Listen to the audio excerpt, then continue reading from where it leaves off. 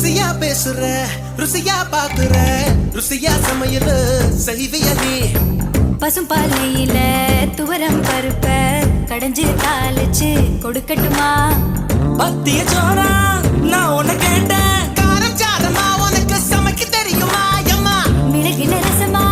மிளகா தக்கா நல்லா செய்வேன் நீ சாப்பிட்டு பாரு